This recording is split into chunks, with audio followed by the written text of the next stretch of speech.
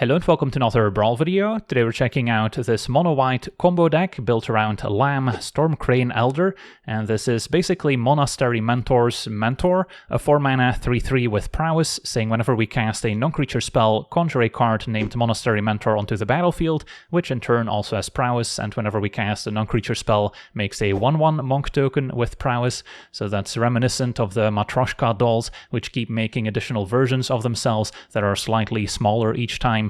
So Lamb's an incredibly powerful card, especially if we can enable it a few times on the same turn where we cast it to immediately make a bunch of Monastery Mentors, so then even if Lamb gets removed, we already got a lot of value out of it, and this deck is designed to cast a lot of non-creature spells on that very same turn. So if we take a look at our deck breakdown, our first category are the free non-creature spells, which we can immediately cast without any additional mana to trigger Lamb and make our first Monastery Mentor. Then we've got mana acceleration as well, lots of ramp artifacts, so we can potentially play Lamb and additional non-creature spells on the same turn, as well as just being able to maybe play our commander a few turns ahead of schedule.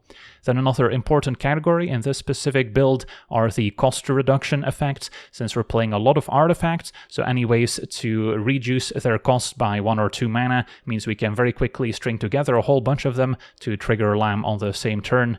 And then the biggest section by far in this deck are those cantripping artifacts, either 1-mana artifacts we need to sacrifice to draw a card, or 2-mana artifacts that will immediately draw a card when they enter the battlefield. So then paired with those cost reduction effects and some additional mana acceleration, we can very quickly trigger Lamb a whole bunch of times on the same turn.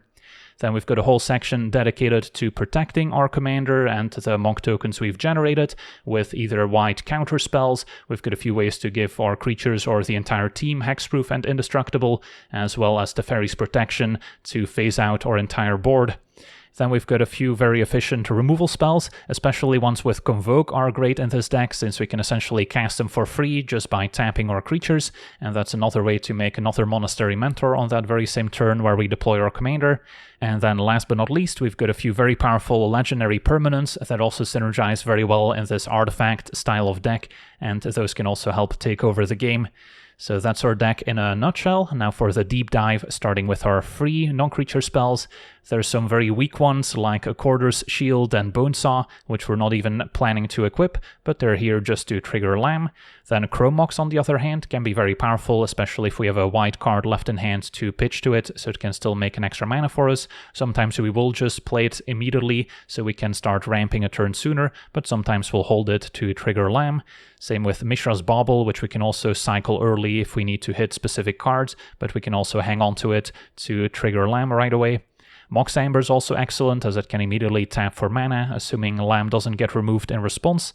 And then a Tormod's Crypt can be graveyard hate, but is again mostly here just to trigger Lamb for free. And then Cornucopia we can also cast for X = 0, in which case it's not going to make any mana for us, but still give us a Monastery Mentor. Other times we can cast it for X = 1 as just a traditional 3-mana ramp artifact. And then speaking of ramp artifacts, we're also playing a Springleaf Drum, since we can deploy it early or maybe for 1 mana after playing our commander, and then immediately tap it for an extra mana so we can keep casting more non-creature spells. And then at 2 mana we've got our usual ramp artifacts with Arcane Signet, Cold Steel Heart, Guardian Idol, Mind Stone, Solar Transformer, and the Iron Crag. And then I've also included Ornithopter of Paradise. Even though it doesn't trigger Lamb, it's still nice to have that additional consistency of having a turn 2 mana accelerant. And then at 3 mana, Heraldic Banner's awesome, since we're making lots of white creatures that this can pump. Phial of Galadriel, once we're empty-handed, can also draw some more cards. Also plays well with all those cantrips once we're empty-handed, as we can draw 2 right away. And then Relic of Legends essentially makes 2 mana with our commander in play, so it's also worth it. Worn Powerstone makes 2 mana if we get to untap with it. And Hedron Archive we can cast and still maybe play another 2 mana artifact afterwards. And then we've got our cost reduction effects, mostly aiming to reduce the cost of our artifact spells, such as the Quick Welder, a 2/4 artifact itself. There's Cloud Key, can either name artifact or sometimes creature. We've got Foundry Inspector doing the same. And then a Semblance Anvil needs to imprint an artifact from our hand in order to reduce their cost by 2. Ideally, we actually imprint an artifact creature, so we both discount our creatures by 2, including our commander, as well as other artifacts. And then Ugin makes all our colorless spells cost 2 less, and can also be used as removal or to generate additional spirit tokens. And then Ashnod's Altar can go off once we already have a few monk tokens on the battlefield we can sacrifice to make 2 colorless mana each time, so we can keep stringing together more and more spells. Then we've got all our cantrips with Candy Trail letting us cry to when it enters, and then it's kind of like a clue and a food token all in one once we sacrifice it. Chromatic Sphere and Star are among the best ones, since they will make 1 mana in return, so it's essentially free to sacrifice it, assuming we already have them on the battlefield, and with our cost reduction effects we can cast them for free, so then they're also essentially 0 mana cards to trigger Lamb. Then the Fountain Poured Bell can find a basic land to put on the top of our deck, which is actually pretty useful, since we are playing a lower land count than I would usually run in my Brawl decks. Usually I'm playing around 40, now we've got 34, and that's partly because we have so many cantripping artifacts, since otherwise we might end up flooding out by drawing into too many lands. And then later we can also sacrifice it for 1 mana to draw. The Tablet can find a land in the top 5 once we sacrifice it. Then there's a Jack-o'-lantern, 1 to play, can be a bit of a graveyard hate, as we also sacrifice it to draw. Same with the Scrabbling Claws and the Soul Guide Lantern. Terrarion also kind of replaces itself in terms of mana, but it does enter tapped, so we can't sacrifice it the same turn we played it, unlike Chromatic Sphere and Star. Same with the Wizard's Rockets, which will also make mana in return. Then there's the 2 mana artifacts, which will often just draw a card when they enter the battlefield. They usually don't have any useful effects, so I'll skip over most of them, but we do have Golden Egg, which can occasionally gain 3 life if we sacrifice it. We've got Lembos, which does the same, also lets us scry 1 in the process, which is pretty useful. And then Sleeper Dart can maybe keep an opposing creature locked down for an extra turn. And finally, Wedding Invitation can be sacrificed to make one of our creatures unblockable. And then we've got our protection category with Curse of Silence, which will often still name the opponent's commander, but occasionally can also name a board wipe we might be afraid of. Then there's God's Willing and Lauren's Escape as 1 mana instants to mostly protect our commander. We've got Mana Tithe as well as Reprieve as the white counter spells we have available. And then we have both Silence as well as Orm's Chant, which is a slightly upgraded version, preventing the opponent from casting spells in that turn, so we can cast these in the opponent's upkeep. That way, even if they had a board wipe in hand, they wouldn't be able to cast it for the turn, and then on the following turn we might be able to attack for lethal, so these are also very useful in certain matchups. And then a Defense Grid is very good against blue counter spells, which will now cost 3 more mana during our turn. Also good against instant speed spot removal, otherwise the opponent can maybe take out Lamb after we get a single Monastery Mentor. Now all those spells will cost 3 more. Can also be a double-edged sword if we're trying to keep up instant speed protection spells during the opponent's turn, but that's a risk I'm willing to take. And then we've got some instants that can potentially protect all our creatures. Dawn's Truce, giving them all hexproof and indestructible if we gift a card, and Teferi's Protection, phasing everything out, so this is by far the best protection spell, although we do have to pay a price for it. And then our removal includes Portable Hole and Swords to Plowshares at 1 mana, and then both Cut Short and Conclave Tribunal we can convoke just by tapping some of our white creatures, so that's another way to cast a spell essentially for free. And then our miscellaneous section includes Search for Glory, which can find any of our legendary cards, including a legendary land if we really need it, and that's also the reason why we have Snow-Covered Plains in the mana base to gain some life. The One Ring is often one of those legendary permanents that we might want to find, as a powerful card draw engine that can also protect us for a turn. Mystic Forge can help us play artifacts off the top of the deck, so also an incredibly powerful engine card. And then speaking of engine cards, Paradox Engine is still legal in Brawl. It's actually not at its best in this deck, so you can easily go without it, but if you've got some ramp artifacts on the board, this can be a way to generate additional mana so you can keep stringing together more and more spells, also incredibly powerful alongside Mystic Forge and the One Ring specifically. And last but not least, Ugin, Eye of the Storms, very powerful commander, but also very good in this deck where we've got a ton of artifacts to keep triggering it, although 7 mana can be a little pricey, so we may not always get to it. And then our mana base includes 20 Snow-Covered Plains. Monumental Henge is a decent mana sink, as we can look at the top 5 to reveal a historic card, which includes all our artifacts. Aiganjo can be used as removal, and is also a legendary land we might be able to find with Search for Glory when needed. And then Arch can be another decent card draw engine for those long grindy matchups. And then I've got a lot of lands that either let me scry 1 or surveil 1 when they enter the battlefield. There's a Pylons, a Grotto, we've got the Hidden Grotto here as well. We've got our Grey Havens and the Jalfern Void as well. and these are also useful in assembling the needed combo pieces. Cavern of Souls can make our commander uncounterable. Archway can essentially represent 2 mana sources. Can also maybe pick up a desert to surveil one once again. We've got our Fomori Vault to take a look at the top X cards, where X is the number of artifacts we control, also quite synergistic. Fountain Port can maybe sacrifice some of our 1/1 Monk tokens to draw if we need to find more action. And then Inventor's Fair will passively gain life, can at some point also be sacrificed to tutor up a specific artifact, like maybe a One Ring or a Paradox Engine. And then a 3/3 city is actually pretty decent too, once we go wide enough with a few monks, can give us a very nice mana boost as well. So yeah, that's our deck. Now let's jump into some games and see how the deck does. Okay, we're on the play, facing Ygra, Eater of All, black-green food. There are some combos with Ygra where they can quote-unquote destroy all artifacts, which in turn also destroys our creatures. And of course we have a lot of artifacts as is, so this could be a tough matchup. This hand has a couple cantrips. I don't think Defense Grid is all that important. Don't expect a ton of instant speed interaction. Bonesaw is nice to trigger our commander right away, but I would prefer a bit of mana acceleration. And this counts. So I've got a rocket, which I'm gonna just cycle so we can hit our line drops. But then Semblance Anvil is awesome.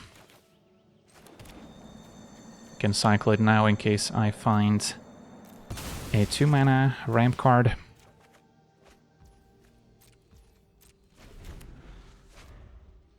Now if they have artifact removal for Anvil, I'll be pretty sad.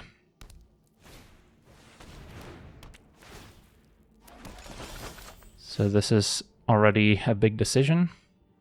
So then Anvil could pitch the Welder, since a 2-mana discount is enough, and then we both get a discount on artifacts and on creatures. Yeah, I think it's worth it. What if I go Banner instead? Then next turn I can play Anvil, but then I'll be a little bit short of casting my commander unless I draw land. So, yeah, high risk, high reward. So then next turn we can kind of go crazy, assuming Anvil sticks around. And it does, perfect. Apprentice makes a servo. Alright, step 1, play my commander. Banner is essentially free, since it taps for a mana. And this draws a card. Mox Amber is +1 mana. Can convoke a free Tribunal. Haven't played land yet. I guess at this point we can get creative. Portable Hole, deal with the Signet.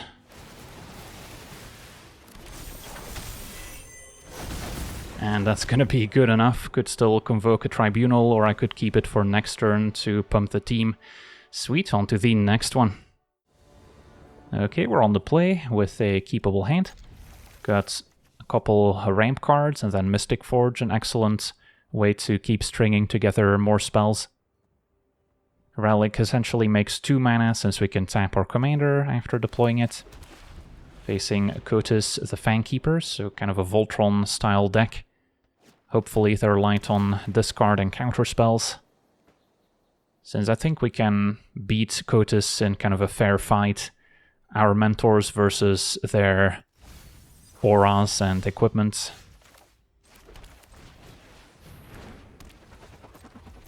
And then a Quarter Shield, another free way to trigger the Elder. So while I could already go for it next turn if Ornithopter survives, I think I would still wait to deploy Relic of Legends first. Opponent had an Abrupt Decay for it anyway. Right, so then a Relic it is. And ideally draw land next turn, so I can cast my commander, play Mind Stone, play Shield. And there's a Halfling. And our opponent is keeping up double blue, so we usually know what that means. Alright, so it's probably another setup turn then, with Mind Stone and Globe. Can hang on to my more powerful Mystic Forge, and the rockets is a cheap way to trigger our commander. My opponent had a Fairy Mastermind instead. That was unexpected. So they get to reap the rewards, but we at least found a land for turn. Okay, pass it back. So hope they tap out for Kotis. If not, we might have to cast this multiple times and keep paying the commander tax. So that's also where having some mana artifacts is useful, so at least if your commander gets countered or removed once, it's still possible to redeploy it. So that's part of why I'm always running 40 lands in my Brawl decks, alongside a bunch of mana artifacts. Baleful Strix draws a card. So not seeing a whole lot of synergy with Kotis yet, but our opponent seems to be tapped out now at least.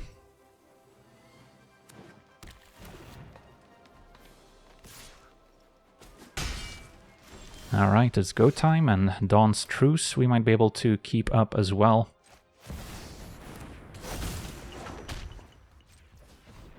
Play Rockets, play Shield, and then Relic makes 2 mana for us. So on the off chance that they have a board wipe, we can make our team indestructible, although I kind of doubt it. And then next turn keep going off with Mystic Forge, that's the plan. Fountain Port can also sack our 1/1 Monk tokens to draw more cards. Rockets represents another card. So don't hate my spot. Also, if our opponent does eventually get Kotis going, it's not like the cards they can find in our deck are all that exciting. It's mostly 2 mana artifacts that draw a card, which is not really what you're hoping for. So yeah, play a Forge and take it from there. Can keep Fountain Port available perhaps.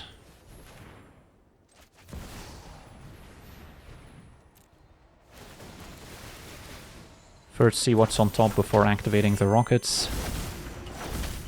Alright, Grotto we could get rid of. And then I guess maybe it's still okay as a general draw, since at least it lets us cry next turn. But yeah, Mastermind triggers. Defense Grid would have been useful earlier when we were worried about counter spells. Now it's a little awkward if I want to use Dawn's Truce in the opponent's turn. So, not loving it, although it is still a way to trigger everything. I think I still get rid of it with the Forge. Because if I cast it now, I wouldn't be able to Truce in their turn. Swords to Plowshare is always a powerful draw. Can draw into it with Mind Stone, and then exile Kotis. Although then I'll be shields down on Dawn's Truce, but maybe that's acceptable. And then do we attack?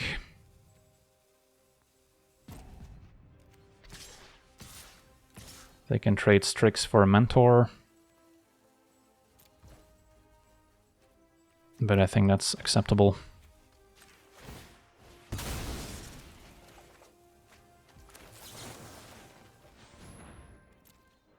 Alright. Do this now in case they have instant speed protection spells or counter spells in hand. So we'll regret this if our opponent does end up casting a board wipe. Although even if they do, at least with Mystic Forge, we've got a nice card draw engine.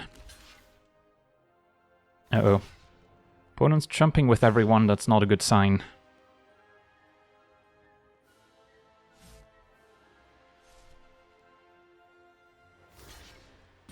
Alright, if they keep the Halfling alive, at least I'm less worried about a Sweeper. So let's see what happens. Could be something like a Toxic Deluge, even though it's a bit of a nombo with Kotis. Wow, Damnation. That one at least plays a bit better with Kotis since it's indestructible, but yeah. Could have prevented it with the Dawn's Truce, just wasn't really expecting it here. So now Can replay my commander. Cast Terrarion. Tapping my commander.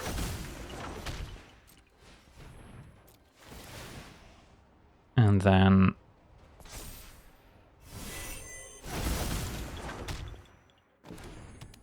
for now, Scry, or Surveil rather. Fine with the Power Stone on top if they remove my commander once again. So we can rebuild pretty quickly.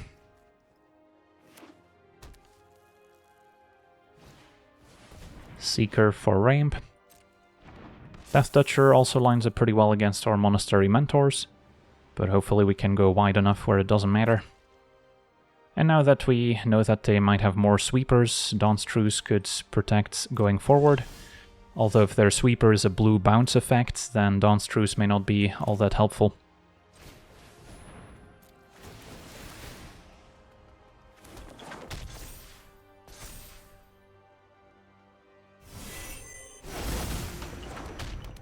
Alright, so Archway I could draw into with Terrarion.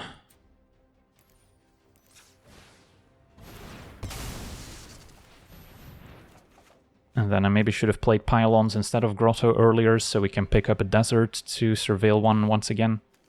But yeah, for now we'll just keep casting things off the top.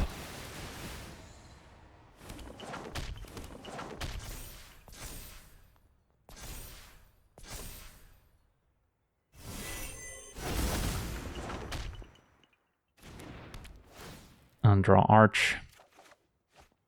And Tablets I can still cast. And then the plan is Power Stone, keep up Dawn's Truce.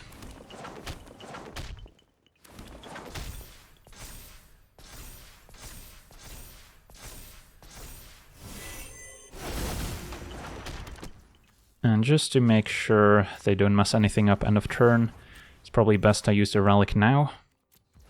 So play the Power Stone, and then I can keep up my lands to cast the Truce if necessary. Play the Desert, Surveil away the Plains. And then play Power Stone. Can also still activate the Tablets. Although Teferi's Protection is actually the perfect answer to any sweeper they might present. Although I won't be able to draw into it right now. Nor do I have the mana to cast it. So we'll pass. And we'll see if our opponent can deal with the board once again. Yeah, this matchup has not gone the way I imagined when I saw Kotis as their commander. But of course they're entitled to build the deck however they want.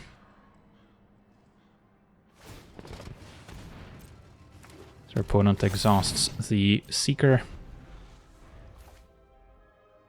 Should have maybe looked at the revealed cards. I noticed Serenade, so they do have some counter spells in there. If Seeker attacks, that implies another sweeper. Alright, hopefully it's not the one I'm dreading here. Opponent passes, so that's good. Don't think I need to activate Tablet, just keep up Truce. And then now we've got shields up. Can maybe activate Tablet for starters.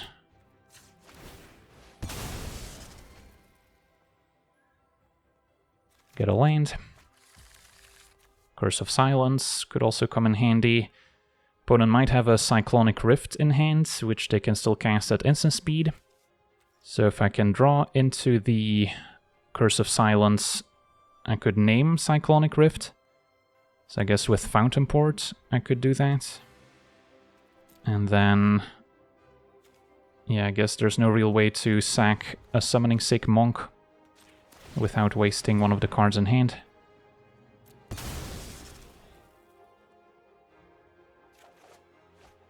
So I'll play the Curse now, I guess. See if our opponent has a response. Now the thing is they can still pay for the Curse to cast Cyclonic Rift, and there it is. Alright, so in response, Teferi's Protection. So maybe in hindsight I should have played the Claws first, but that's alright.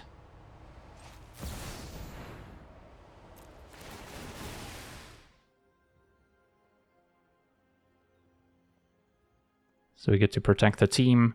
Dawn's Truce would not have helped. I guess I could still counter my Teferi's Protection for 2 mana. So yeah, opponent was smart to respond to the curse as opposed to waiting and then be tapped out to be able to cast the Cyclonic Rift in the first place.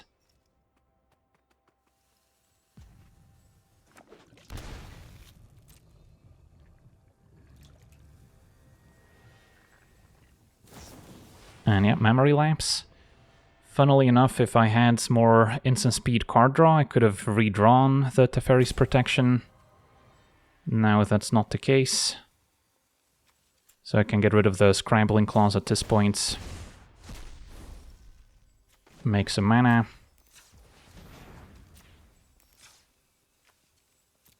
And then it's gonna be a painful rebuild. But at least we get to redeploy all these artifacts to trigger our commander once again. So it could have been worse.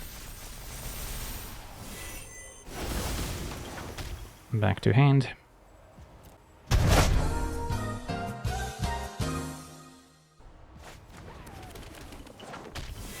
And I guess we still got a bunch of triggers here after all.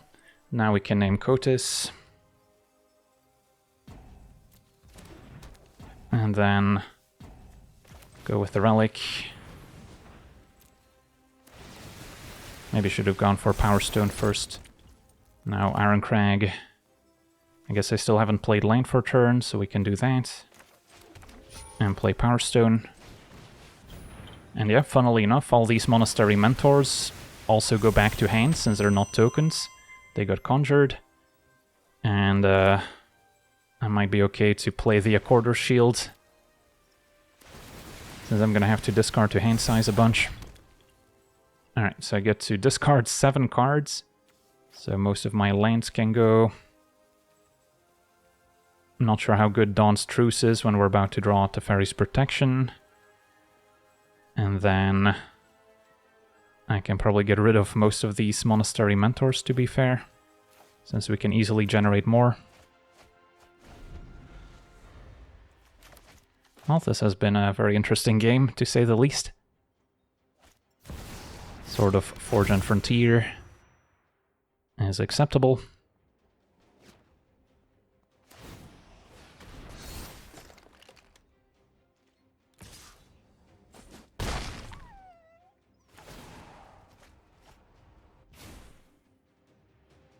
Opponent does need another board wipe, pretty much.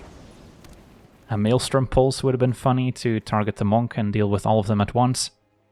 Putrefy can go after my Power Stone or the Monastery Mentor. But yeah, just casting a single non-creature spell represents lethal here. And get to untap. I guess we'll start here. But yeah, our opponent has seen enough, finally. On to the next one.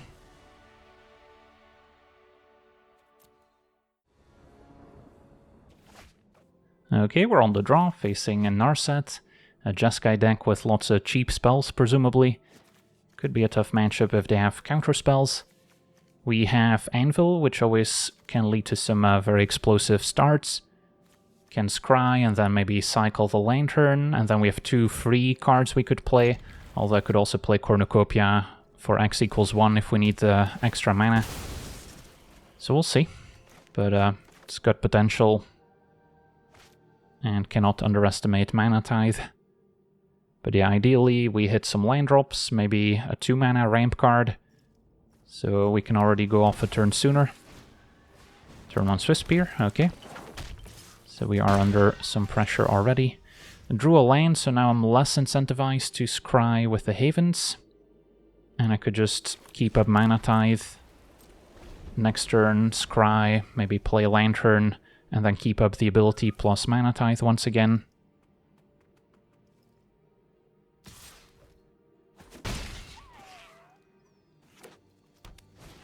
And Arcanist I think is worth countering, since that can get back all sorts of removal spells.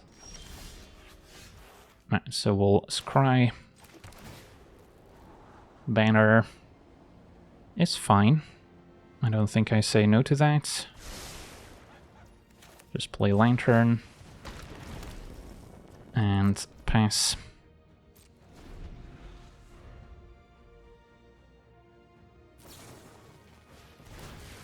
Can now exile their flashback card with a Lantern as well. And then next turn I have to decide if I want to play Banner or try the Anvil. Pretty full graveyard. In response to the Surveil, I guess it doesn't matter if there's no Delve cards that are white or red that I care about. But yeah, full graveyard, I want to keep that contained if they have some Delve spells like Treasure Cruise. But since I want to sack this anyway, may as well get rid of the flashback card.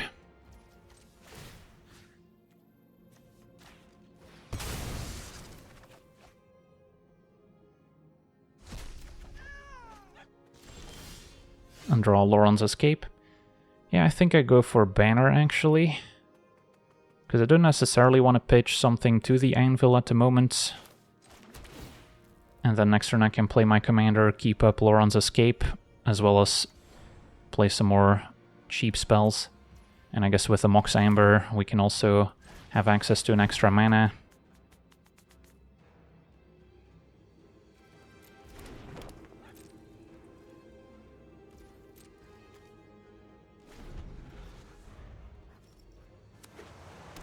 So we might see Narset plus a 1-drop and maybe some other 0 mana cards. And yeah, they're going through the graveyard, so it looks like a Delve spell. And there's Treasure Cruise. So that's pretty good for 1 mana. Although it probably means they wouldn't be deploying Narset, or at least not using the ability. So yeah, if they keep up a counterspell here, we'll have to reassess. Chromox, trigger Swiss Spear. Alright, with Chromox, there's maybe still a chance they'll go for Narset. Opponents had a Solitude, but didn't keep it. Maybe they didn't have a white card to go with it. Plays Narset. If their last card here is a Wash Away, I'll be very sad.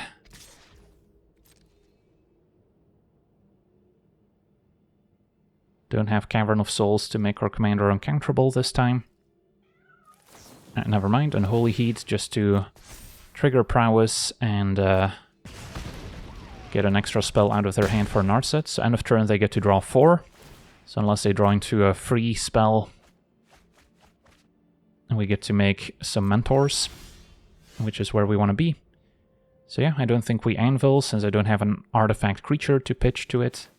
So instead, play my commander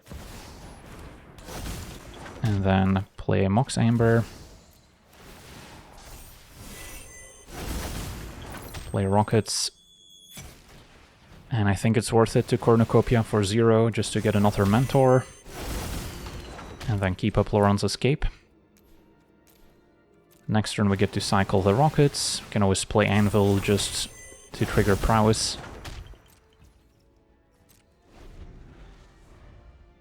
But that's the big turn that we're always aiming for with this commander.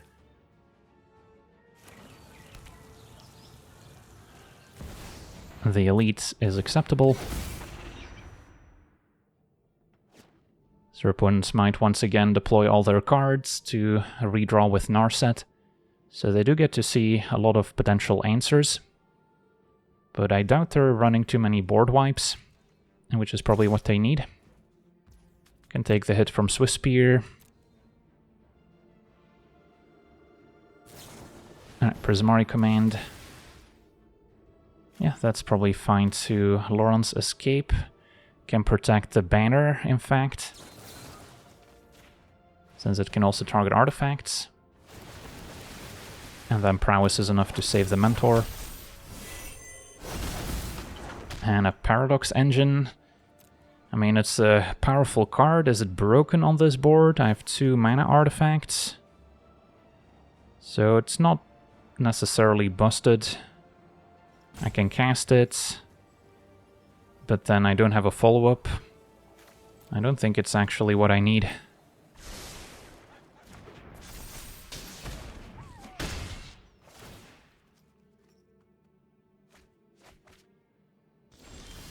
A Relic of Legends is a little bit better, so we can cast that one.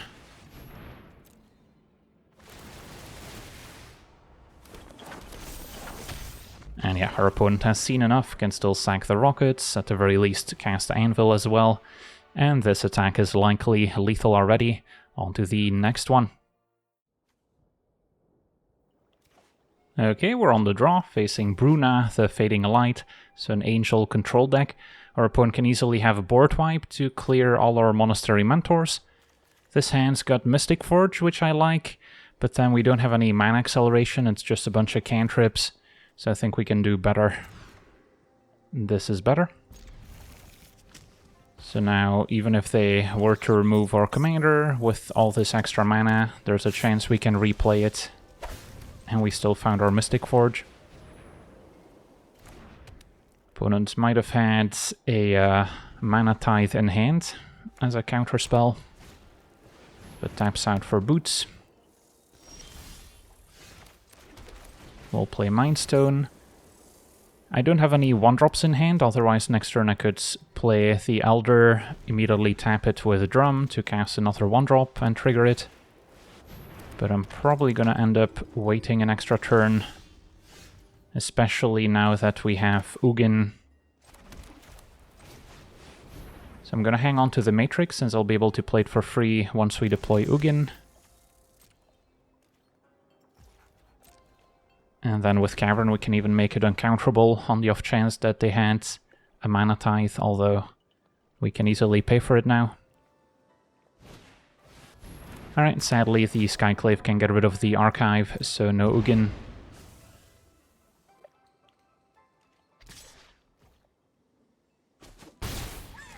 But we're still getting close.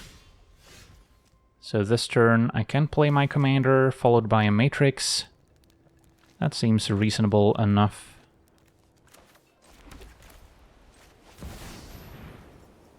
Again, there is the option to maybe wait until we can cast multiple spells, but it seems like they might actually have a Solitude in hand, which can exile my commander after I get a single Mentor.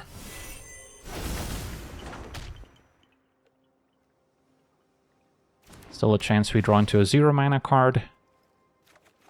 Alright, not quite. Orm's Chant can be useful. But does our opponent have another removal spell? At least now a Sweeper doesn't feel too bad, since our opponent loses some of their own stuff. War of the Last Alliance is a way for them to find the second half of the Meld pair, Bruna and Gisela. But maybe they'll find something else first.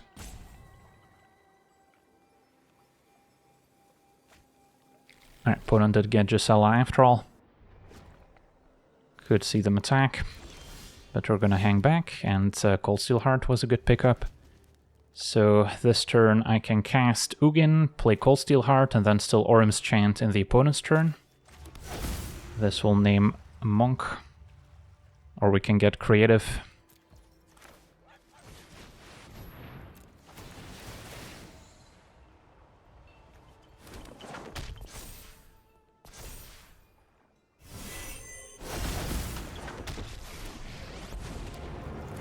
Play this, trigger Prowess a bunch, make another Mentor. And then Ugin could minus on the war.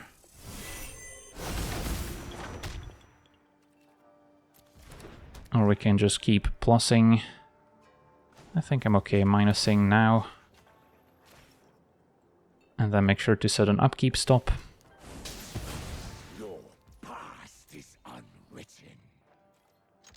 Suppose I could have attacked first and then activated Ugin. If our opponent's double jumping, it heavily implies that they're planning to cast a Sweeper. So yeah, now with Orm's Chant, we get to say no to that. So they might not have had that on their radar. Although then again, if they do still have some sort of counterspell in hand, I guess they can both counter the Chant and still cast a Sweeper, which would be a disaster.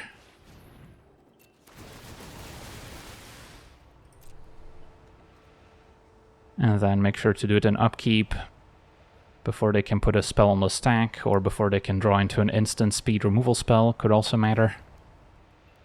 But yeah, if Orm's Chant resolves, opponent can't do anything besides play a land. Next turn, we're pretty likely to win the game, since we can play Forge, play a bunch more artifacts off the top. And we've got enough bodies to trigger Prowess and go the distance. A card like Settle the Wreckage could still wreck us, I suppose. But no, opponent does not have it. Mission accomplished. On to the next one. Alright, we're on the play, facing Kotis, Sultai, Voltron. Our hand is land light, although we do get to scry and tablets, can find a land most likely. And then we've got some decent ramp. Mox Amber, one of our better free cards to play after we deploy our commander. Can keep up Mana Tithe or deploy Claws. So, as far as one-landers go, I think this is still reasonable.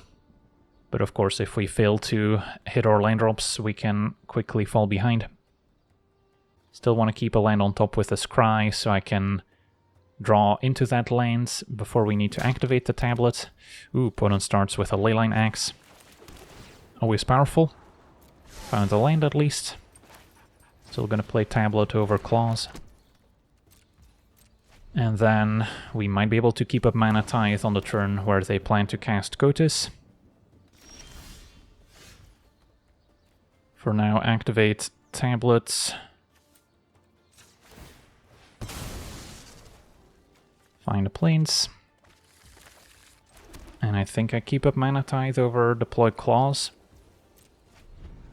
Since I can play Claws after I deploy Mox Amber to make an extra mentor. Talent I'm okay with. And then now we go Banner, shields up on Mana Tithe once again. I guess Ornithopter was also an option, but is more likely to get removed. Because at least Banner triggers all our abilities, whereas Ornithopter does not. So ideally they tap out for another equipment. I get to go Lamb into Mox, keep up Mana Tithe. We get to counter Kotis, and then we're super far ahead. A card like Cavern of Souls could still mess that up. And if our opponent keeps up mana, it's not quite as straightforward anymore. Alright, in that case, I kind of like Cloud Key. Once again, keep up Mana Tithe. And then it's a good habit to tap our artifact in case it gets removed end of turn.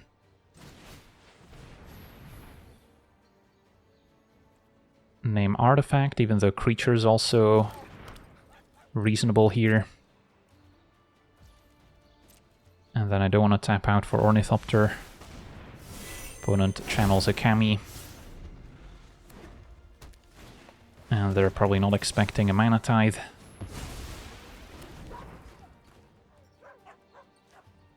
Alright, so this is where we pull ahead.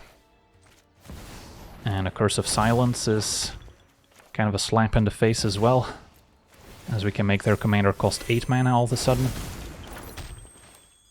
So yeah, Claws plus Curse gets the most mentors possible. Could also name a Sweeper we're maybe afraid of, but yeah, looks like that's good enough. On to the next one.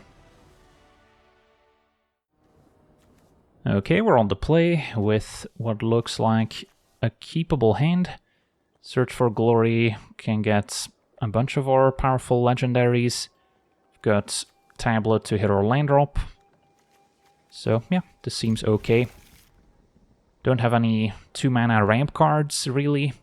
Drum only makes mana once we deploy our commander, but it's still good for casting additional 1-mana cards afterwards. But yeah, I'll start with Tablet, I think.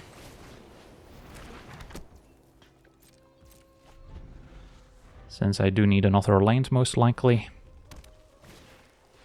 Turn 1 Swiss Spear out of a Firstborn deck, so may not be dinosaurs. Okay, for now, could play Prism, could sack Tablet. I guess I can sack Tablet next turn still. Don't need to search for Glory on turn 3 necessarily.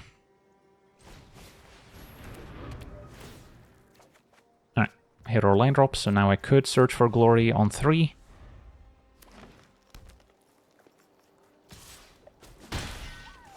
And that's why we have snow-covered basics, so we can gain some life with it.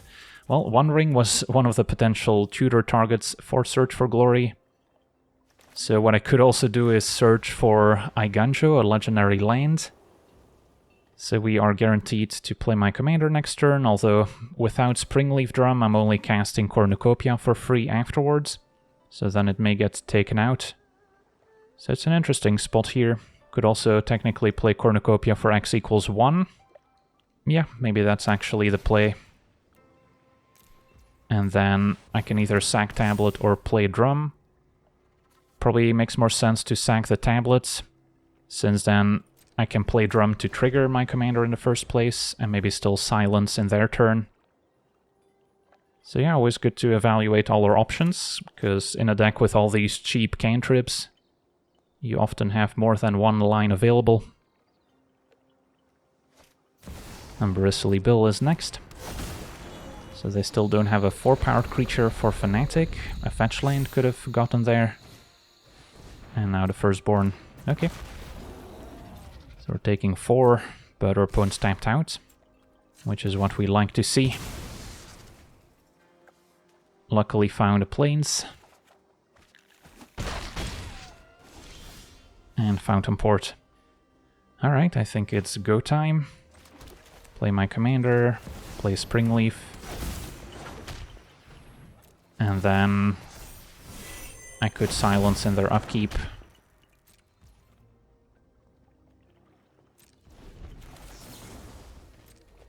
And hopefully that's good enough. Could still see instant speed removal in response, but nope, opponent packs it in. I'll take it. On to the next one. Okay, we're on the play, facing Tatyova, blue-green landfall. So if they've got a lot of counter spells, this could be tough. If they're just ramping and drawing cards, we can potentially overwhelm them. This hand is missing some mana acceleration. We've got a lot of cantrips. Portable Hole's good interaction for some mana creatures, but I think we can do better. Well, this hand is powerful, but we desperately need a second land. If I don't get there, this is pretty bad, because we're just not doing anything. If I do get there on my next draw step, we're not a favorite to necessarily draw land, but if I do, then we're looking at Cold Steel Heart or Idol, and then following turn Iron Crag. Yeah, it's still not even that great with one land only. Alright, I think we've got a keeper. Although the problem with this hand is that we might be lacking ways to trigger our commander once it's in play. And Chromox also not the best without a white card to pitch to it.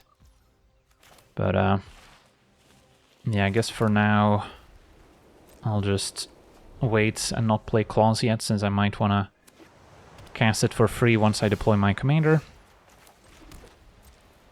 So then if I go key on 3, turn 4 commander, Chromox Claws, we at least get 2 mentors right away.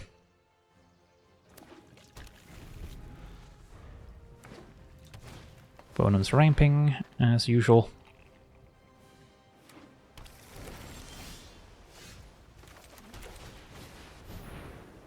And name artifacts. Possible that naming creature could be better long term if they do end up countering my commander, so at least it gets a 1 mana discount. But our opponent's tapped out. Alright, let's see if double mentor is good enough to start out. Ugin also a nice pickup, since we've got the city to make additional mana. I'll play it now, since I might play a Surveil land next turn.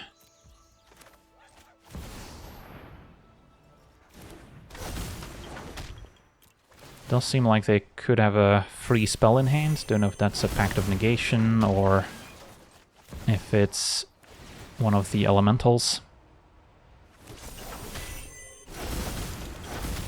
So nothing pitched to Chromox, and then next turn I can sack the Claws to draw. There's Tatyova. potentially with counterspell backup. And a fetch land's always nice to immediately draw to. Alright, Archway. So with the city, I make 4 mana. So I can cast Ugin, but then not sack Claws. I guess that's a fine compromise.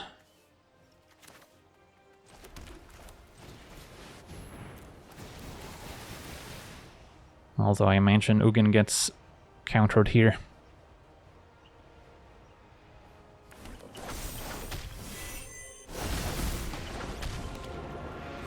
And could attack first,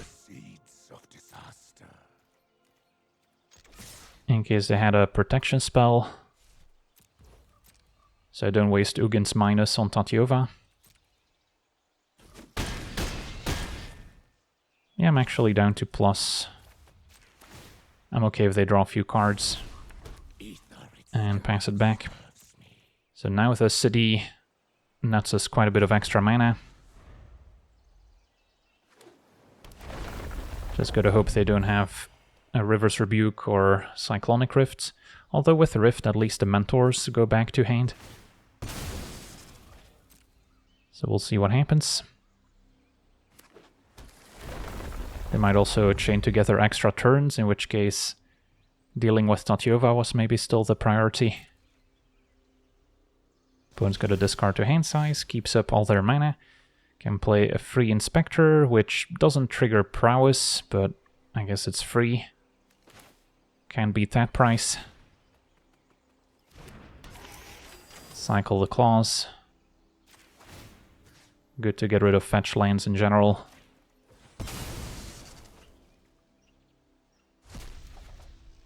A Lantern is 1 mana to draw a card.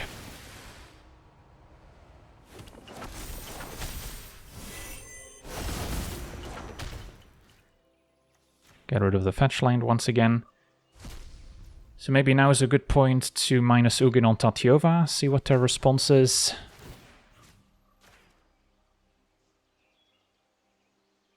Because if they do go for a Cyclonic Rift, I could activate City to make a bunch of mana in response at least. If not, I probably just keep going.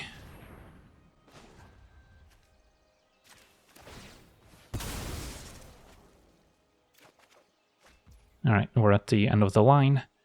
So go to attackers. Smash. And yep, it was a Cyclonic Rift after all. So everything back to hand.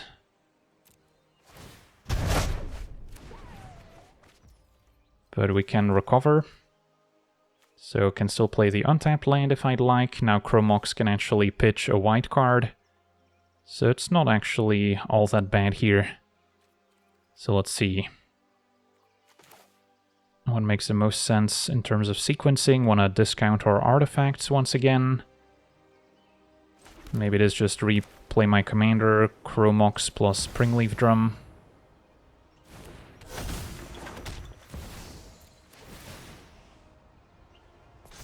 Yeah, this is where there's a bit of a disconnect with paper magic, where these Monastery Mentors would probably be tokens as opposed to physical cards. So we wouldn't be able to recover quite as easily. Otherwise, it wouldn't be impossible to print this as a paper card. So there's Tatyova once again.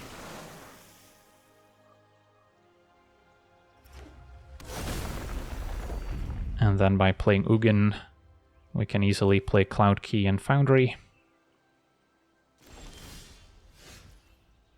Alrighty, so stick to the plan.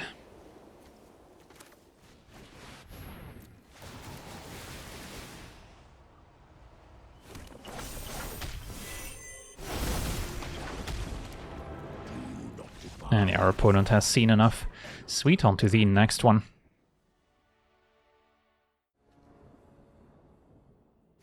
Alright, we're on the draw, facing Kotis once again. And we've got a Keeper. Swords is one of the best cards in the matchup. And Power Stone also a nice pickup.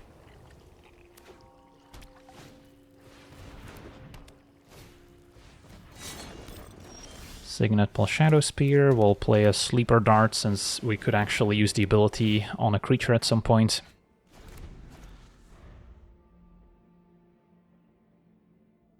So if they play Kotis, I'm probably going to be forced to Swords it already.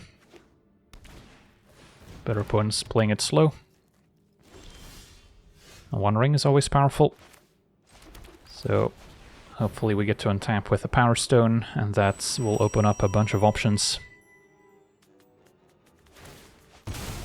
The sooner we get Ugin in play, the better. Our opponent surveils. So yeah, so far looks very similar to the build we featured. Rogue's Passage was in there too. So they have a mana up. But our opponent's gonna tap out, so... Yeah, I think they thought they could equip Shadow Spear, but that's 2 mana. Alrighty, so... Swords on Kotis is kind of the logical play to an extent. So I could play my commander, Swords, and that's it. Could play Ugin, but then we'll have to take a hit, which is probably not worth it. Yeah, just need to be able to tap out for Ugin at some point. So let me just Swords now, so we don't run into any protection spells. Search for Glory. And then could get the Author Ugin, which exiles stuff. Or I could go for Mox Amber for kind of a mana boost. But let's go big. So we get to see the new Ugin in action. And pass it back. Alright, so next turn we're in a position where we can play Ugin the Ineffable.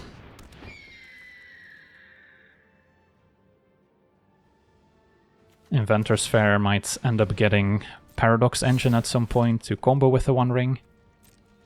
So I've got some decent options.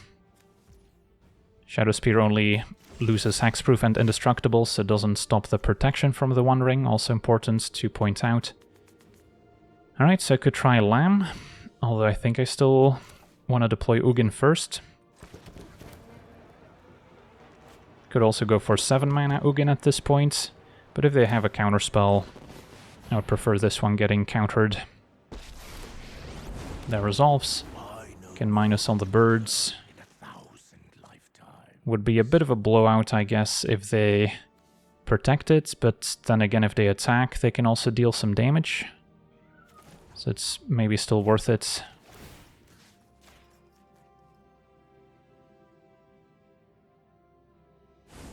That works. And then I'm going to hang on to the Refractor, even though it would enable Inventor's Fair to gain a life. It's still a cheap way for us to trigger Lamb. So then next turn we get to go crazy as Andril joins the fray. Alright, awesome. So Ugin will plus.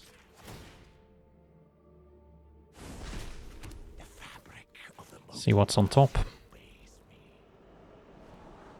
Flask is fine since that's a free redraw with Ugin.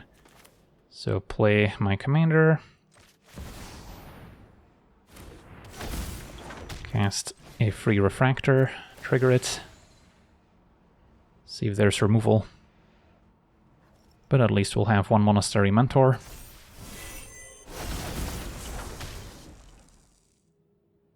Draw the Flask. Now, Ugin, Eye of the Storms, doesn't have anything to exile since these are all colorless. So I'm not prioritizing putting it on the battlefield. And then we get to keep going off here. That's the power of these discounts on our artifacts.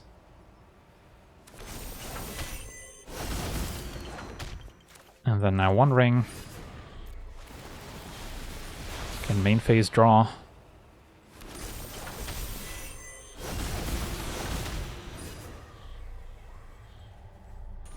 And then pretty sure we can present lethal next turn. And I was gonna say I'm gonna tutor up Paradox Engine, but we actually just drew it. So this game could not have gone any better for us. Our opponents could replay their commander if they draw lands, but that's just going to get exiled by Eye of the Storms. So there's no real hope in sight.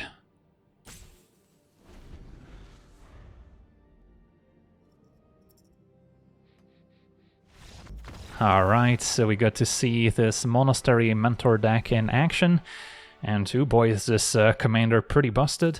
Now, of course, there are still answers out there, mostly in the form of blue counter spells. Just preventing Lamb from hitting the battlefield in the first place is probably your best bet if you want to beat it. Board wipes can also get the job done if we don't draw our protection spells, so it's not an impossible deck to beat, but there are some colors that will really struggle to deal with a board of 3 Monastery Mentors on turn 4, so it does have some very lopsided matchups in that way.